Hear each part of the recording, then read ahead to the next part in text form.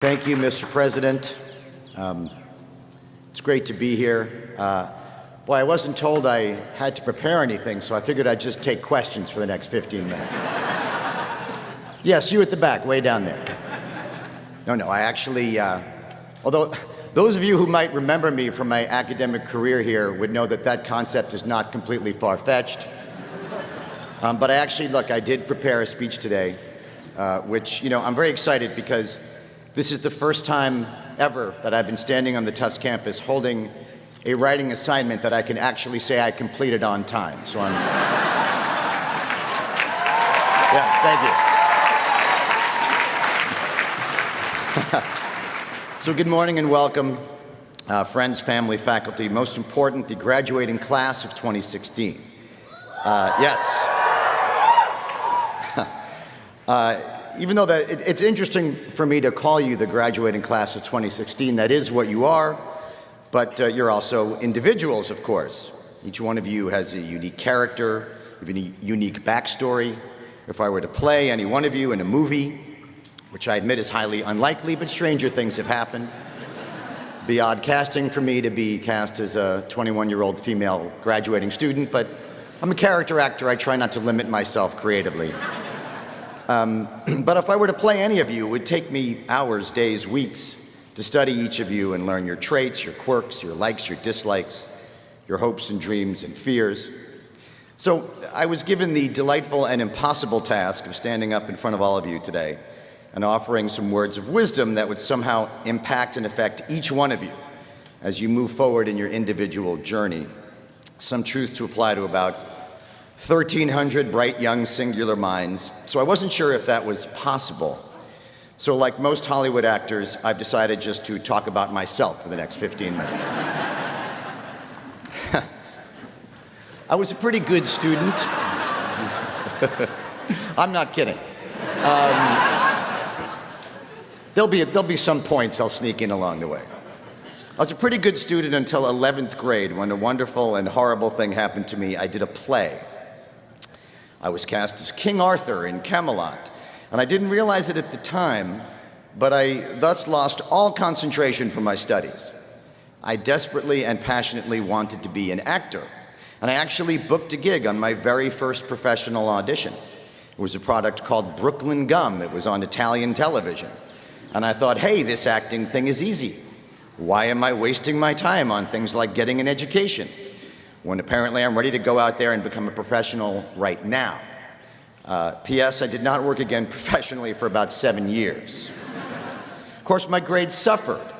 In fact, my transcript was so poor my senior year of high school that I did not get into any of the schools I applied to. I was waitlisted here at Tufts and at Brown and at Georgetown. Now, I think it would be safe to categorize my mother's reaction to this as a total freakout.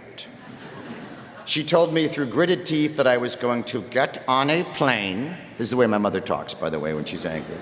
Appear at each one of these schools in person and make some kind of impassioned plea to get accepted into college.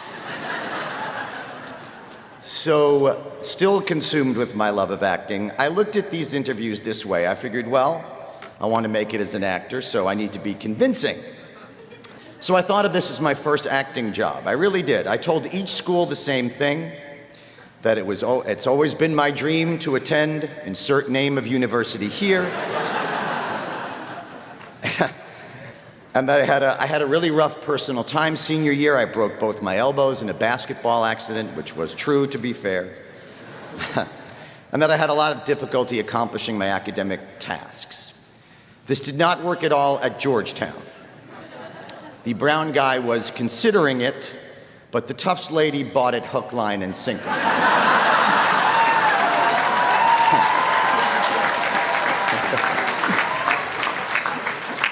Which is why I'm standing before you today and not at Brown or Georgetown.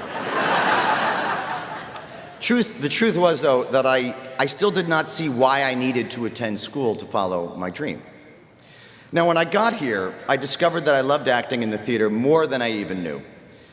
I spent almost all my time at the Arena Theater, either involved in productions or drama classes. Yes, drama students.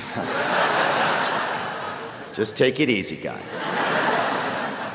or just hanging out with the kindred spirits I met here at Tufts over in the theater. Now, I would love to report that once I found my niche, all of a sudden that was reflected in my grades, and my transcript took an academic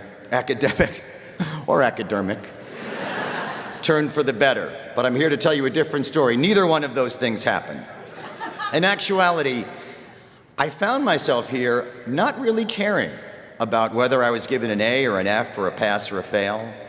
I studied what interested me, and I enjoyed it without really worrying too much if I was going to be rewarded for my efforts or not. I really was only concerned with what I was personally getting out of it. Okay, so at this point you might be asking yourself, where is he going with all this? You might even be upset that I didn't give you this speech on your first day here so that you could have saved yourself from a lifetime of being buried in student debt. But just bear with me. So there I was. I'm very grateful to find myself spiritually, mentally, and physically in an incredible institution of learning that offered me opportunities every day to follow my passions and interests. You know, when I actually went to class, that is. It would also be nice to report that at this juncture, I was at the very least able to complete my 4-year college curriculum and call myself a Tufts graduate. Again, not the case for me. When I marched with my graduating class in the spring of '85, I received an empty box instead of a diploma. I was a few credits shy. Now, thank you, yes. Ever kind and compassionate, the administration here was good enough to let me participate in commencement, thus saving my mother yet another in what had become a series of freakouts during my college career. So I went to New York not long after that. I almost immediately got fired from a bartending job. Apparently out in the real world, they do not appreciate it if you don't really care about how well you're accomplishing your given tasks. And I moved to LA. Now the good news out there was I was lucky enough to audition for a bunch of movies and TV shows my first year. The bad news is that I booked exactly none of them. So I sat down with my mother. This time I was the one freaking out, whining about the things that young unemployed actors whine about and looking for some maternal encouragement. My mom listened to me attentively and then rather matter-of-factly stated, well, this is my mom talking again. I just don't think anything is going to happen for you in your life until you get that degree. And I said, Mom, I think you've just placed a mother's curse on my head, and I would like you to remove it. To which she replied, no. And she walked out of the kitchen. So, with the help of Doc Collins, Sherwood Collins, who was then head of the drama department here, I coordinated the last 2 or 3 classes I would need to complete my drama major, and I had the credits transferred, and that's why I'm officially the class of Tufts '87. One of the upsides which being that I can believably claim to be 2 years younger than I actually am, which is very handy for an actor in Hollywood. Okay, so what is the point of all this? First of all, and as much as it pains me to say this, and please don't tell her I said this, but my mom was right. Maybe not for the reasons that she thought, but completing my drama major 2 years late made me realize that even though I had taken my own weird and atypical and borderline bizarre path, I could follow that road and get to the same place that the world wanted me to get to, even if I didn't do it in a quote-unquote conventional fashion. I could now put a diploma in that empty box. I don't think it registered on me at the time, but the notion that I could do things my way, even if that was a way that no one had ever done before or would ever care to do again, it was valid and unique and ultimately viable. I've always been a singular, strong-minded person, which is a nice way of saying that I'm very stubborn.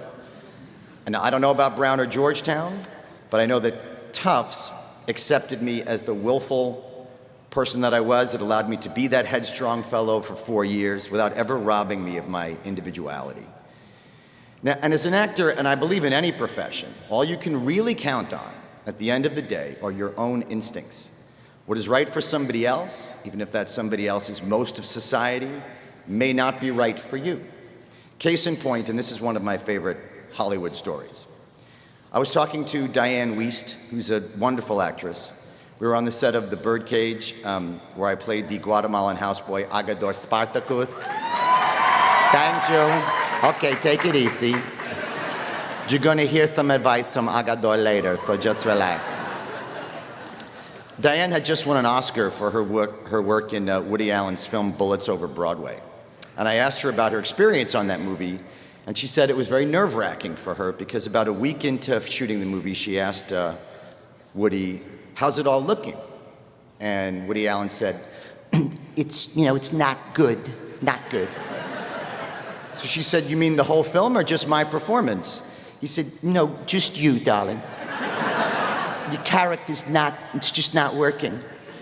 She said, "Well, what's the matter?" He said, "It's your voice. It's too high, and it's not convincing, and, it's distracting." So she said, "Well, should we reshoot these scenes? Should I deepen my voice or something?" And he said, "Yeah, it's probably a good idea. Let's do that." So in that film, Diane Wiest is speaking in a very baritone, hyper-intense way, covering people's mouths and saying things like, "Don't speak." She won the Oscar. Years later, I was talking to Mira Sorvino, another wonderful actress, who won the Academy Award in Woody Allen's film Mighty Aphrodite. In that movie, she plays a prostitute with a heart of gold with an absurdly high voice. She literally sounds like Miss Piggy from The Muppets.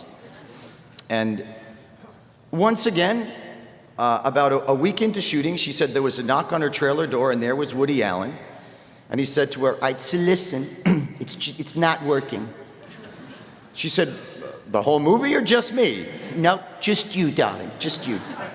She said, "What's the matter?" And I swear this is true. He said, "Yeah, it's your voice. It's too high.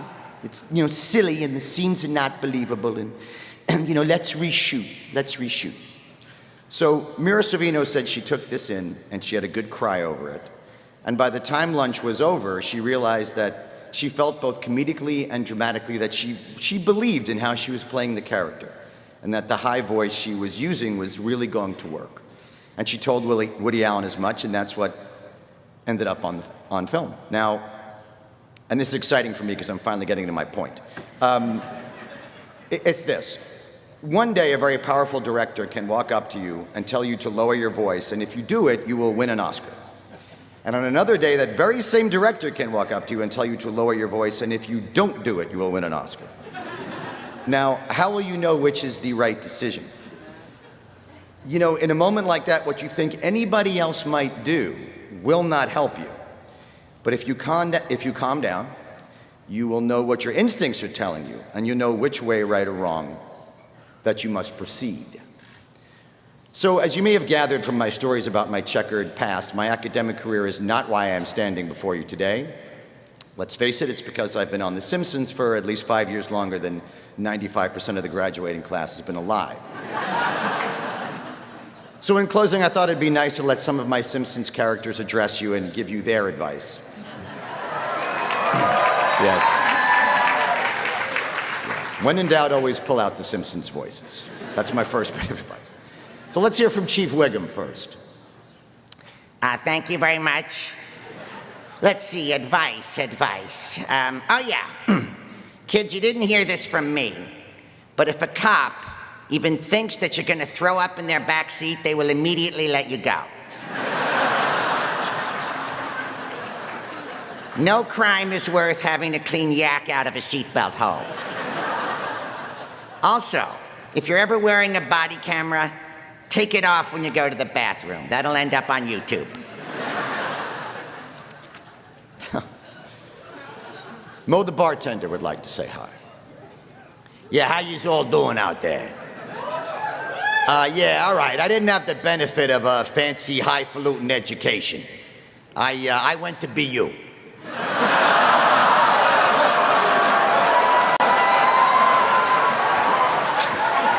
Yeah, at least Tufts has a campus.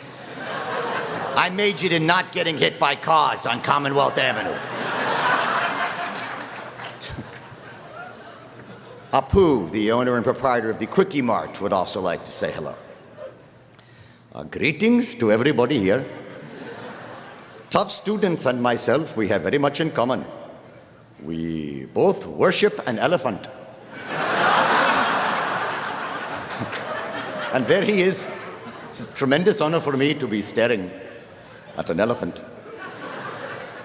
Remember, please, children, that in life, there is nothing that is not so disgusting that it cannot be sold on a heated roller at a nearly criminal markup.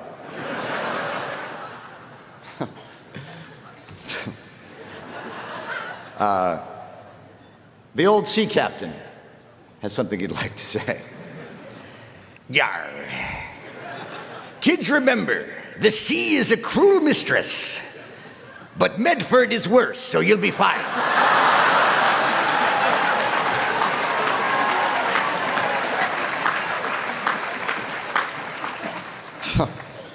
Finally, comic book guy would like to say, hello.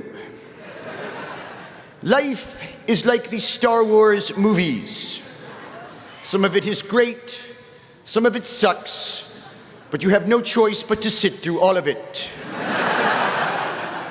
Very similar to the commencement speech you are listening to right now. You know, most of my Simpsons voices are either just good or bad impressions of people. I'm a mimic at heart. I became an actor as a result because I really wanted to be other people. I wanted to be anybody but myself, really. So imagine my shock and chagrin when I discovered that while doing impressions of people can be amusing and even hilarious, great actors, even great character actors, are willing to utterly be themselves in front of an audience or a camera. I didn't realize it, but when I was your guys' age, I had a belief that who I was and how I thought and how I felt was inherently uninteresting and flawed and not practical. Well, maybe they were and maybe they still are, but it wasn't until I embraced the person that I really was that my work as an actor got really interesting. I'm not suggesting that you ignore the rules of society or the laws of common sense or the actual law or textbooks or manuals or your teachers or your advisors or the internet or all the other sources that are happy to tell you the right and wrong way to go about doing almost everything. Just please be honest with yourself about what you think and how you feel about all of that. What you like and dislike, what angers you or scares you or saddens you or inspires you or delights you. Those feelings are called your instincts, and you ignore them at your own peril. Or as Agador Spartacus would say it, kids, just please be yourselves. And if you can be yourself, please be Judy Garland from that movie, Meet Me in St. Louis. My God, she got to wear such cute outfits in that movie. Speaking of which, why do we have to be in these robes today? Who is this flattering on? You can't look good in this. I mean, maybe with shoulder pads and like a cinch belt, it would all work, but I'm gonna stop talking now because the sooner we change out of these things, the better, yes? Congratulations, class of 2016, you did it.